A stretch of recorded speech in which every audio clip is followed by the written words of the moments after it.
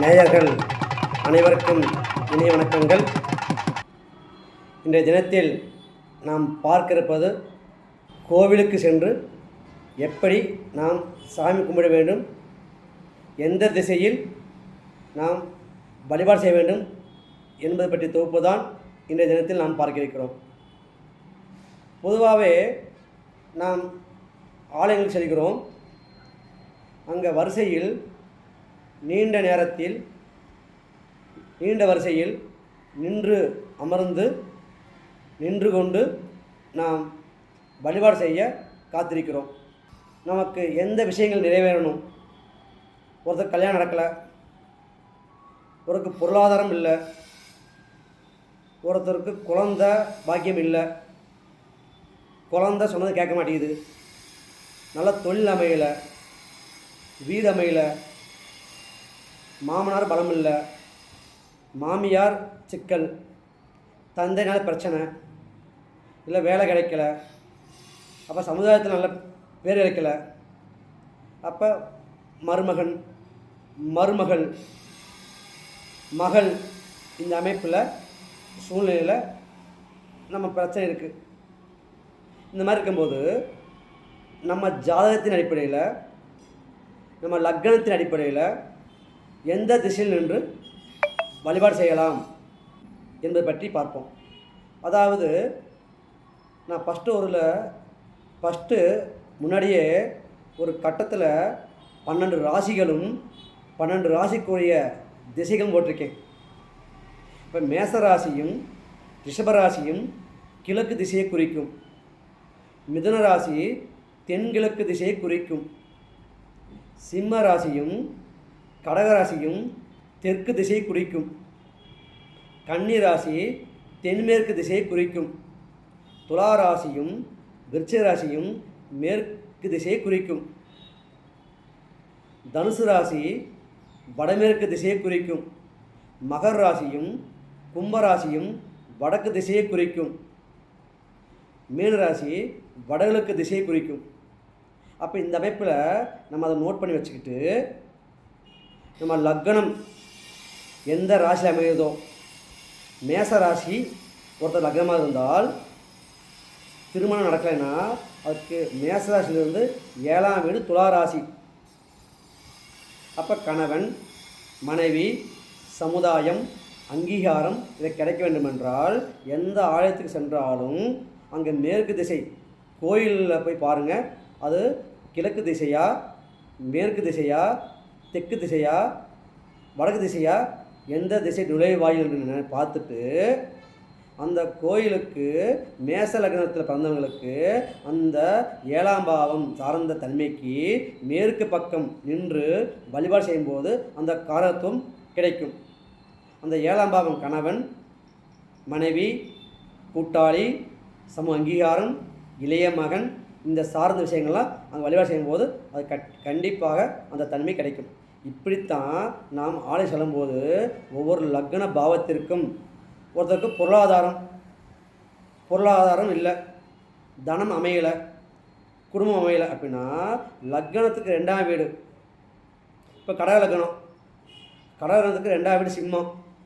அப்போ கடகமும் சிம்மமும் தெற்கு திசை குறிக்கும்.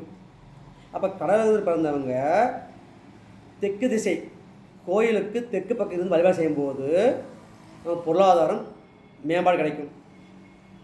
இதே கடகலக்கணம் 10ஆம் வீடு மேசராசி. அந்த மேசராசியும் ரிஷபராசியும் கிழக்கு திசை சுட்டி காட்டும். அப்போ தொழில், மாமியார், மனைவியின் சுகம், தந்தையின் குடும்பம். அப்போ இந்த மாதிரி ஒரு லக்னத்துக்கு பாவம் எடுக்க தெரியணும். அந்த பாவத்தின் அடிப்படையில் நாம் அந்த திசை போய் நிற்கும் போது, அந்த திசையிலிருந்து வழிபாடு செய்யும்போது, இறைவன்கிட்ட பிரார்த்தனை செய்யும்போது நமக்கு அந்த காரகத்துவம் பாவத்துவம் எளிமையாக கிடைக்கும்.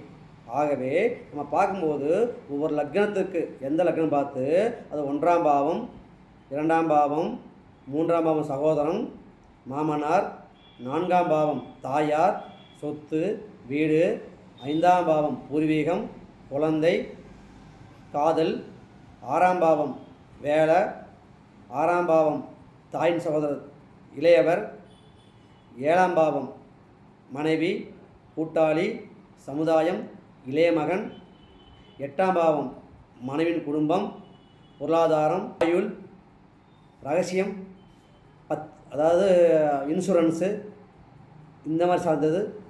பெண்ணுக்கு மாங்கல்ய பலம், 9ஆம் வீடு தந்தை, அப்போ மனைவின் முயற்சி, மனைவின் தைரியம், 10ஆம் வீடு மாமியார், 10ஆம் வீடு தொழில், மனைவியின் சுகம், 11ஆம் வீடு மூத்த சகோதரம், லாபம், மருமகன்,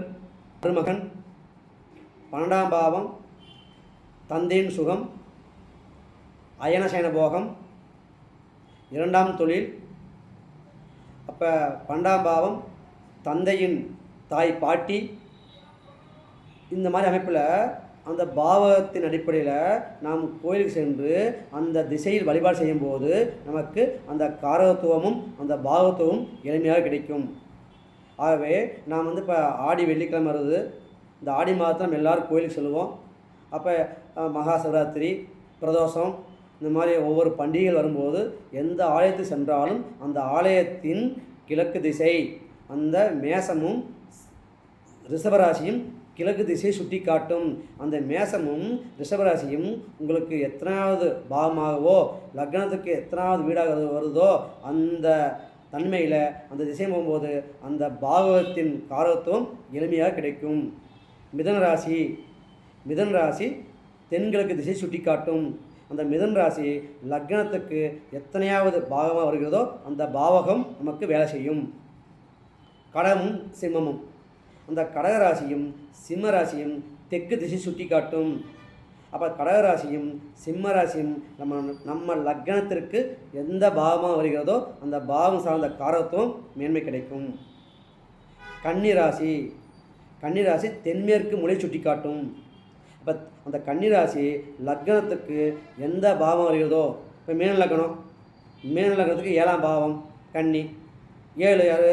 மனைவி கூட சண்டை, கணவன் கூட சண்டை, ஒரு சமுதாயத்தில் நமக்கு பேர் கிடைக்கல, எனக்கு 2வது குழந்தை கிடைக்கல, 2வது குழந்தை பேச்சை கேட்க மாட்டேங்கிறான், தாயோட அம்மா பாட்டி, தாயின் தாய் பாட்டி.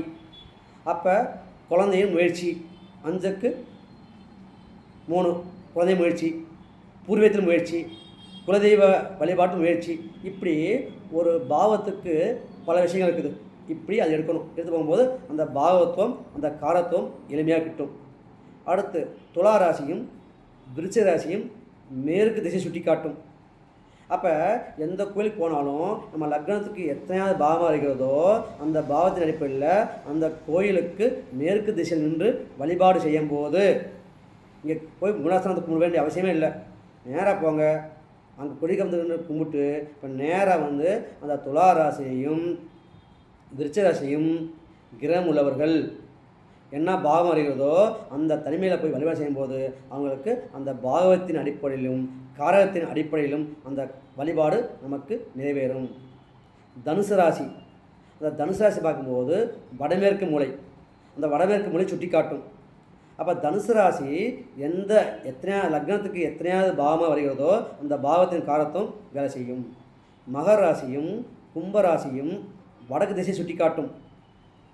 அப்போ மகர லக்னம், மகர ராசியும் கும்பராசியும் லக்னத்திற்கு எத்தனை பாகமாக வருகிறதோ ஒன்றும் இல்லை, மகர லக்னம். அந்த மகர லக்னத்தை பிறந்தவங்க நான் ஜெயிக்க முடியல, நான் முன்னேற்றம் அடைய முடியல, நான் எதை செஞ்சாலும் தோல்வி ஆகுதுன்னு சொல்லும்போது இந்த ஜாதகர் கோயிலுக்கு வடக்கு பக்கம் சென்று வழிபாடு செய்யும்போது அந்த ஜாதகர் வெற்றி அடைவார், பலம் கிடைக்கும். இதே மாதிரி மீனராசி, இது வடகிழக்கு திசை சுட்டி காட்டும். அப்போ மீனராசி எத்தனையாவது பாவம் வருகிறதோ, இப்போ கடகத்துக்கு 9வது பாவம், 9வது தந்தை, 9 ஆன்மீகம், 9 நமக்கு குரு வித்தை, 9 உயர்கல்வி. அப்போ உயர்கல்வி படிக்கிறவங்க, அப்பா கிட்ட பலம் இல்லாதவங்க, ஒரு ஆன்மீகம் வெற்றி அடையணும், ஒரு குரு கிடைக்கணும்னா அப்போ அந்த கடகத்தில் பிறந்தவர்கள் வடக்கு திசை சென்று வழிபாடு செய்யும்போது அந்த தன்மை கிடைக்கும். இப்படி 12 ராசிகளுக்கும் 8 திசைகளும் உண்டு. அந்த 8 திசைகளில் நம்ம கோயிலை அந்த 8 பங்காக பிரித்து நம்ம வழிபாடு செய்யும்போது நமக்கு அந்த கிரகத்தின் காரத்துவம் எளிமையாக கிடைக்கும். இது ஒரு கோயில் சென்று வழிபாடு செய்யும் முறையில் ஒரு புதிய முறை. நம்ம எல்லா கோயிலுக்கு போகிறோம், எல்லாம் கீழ் நிற்கிறோம், எல்லாம் மூலாஸ்தானம் சாமி கும்பிட்றத தவிர நம்ம கூட்டம் விட்டு அங்கே இருக்க இந்த மாதிரி நீங்கள் இந்த அமைப்பில் கிழக்கு, தென்கிழக்கு, தெற்கு, தென்மேற்கு, மேற்கு, வடமேற்கு, வடக்கு, வடகிழக்கு சொல்லக்கூடிய இந்த 8 திசைகளை கண்டறிந்து நமக்கு லக்னத்துக்கு எத்தனையாவது பாவம் இருக்கிறதோ அந்த தனிமையில் அந்த திசையில் நின்று வழிபாடு செய்யும்போது அந்த லக்னத்தின் பாகத்தின் தன்மையில் நமக்கு வெற்றியடையும் என்பது ஒரு திண்ணம். ஆகவே இதை பொதுமக்கள் அனைவரும், ஆன்மீக பெரியவர்களும், நம்முடைய யூடியூப் நேயர்களும் இதை பயன்படுத்தி எல்லோரும், எல்லா ஜனங்களும் நம் ஆலயங்கள் செல்கிறோம், கோயில் செல்கிறோம், செல்லும்போது இதை பயன்படுத்தி பாருங்கள். நாம் அதை அந்த காரத்தின் பாகத்தும் எளிமையாக கிட்டும். ஆகவே இதை பயன்படுத்தி வாழ்வில் வெற்றியடையலாம். நன்றி, வணக்கம்.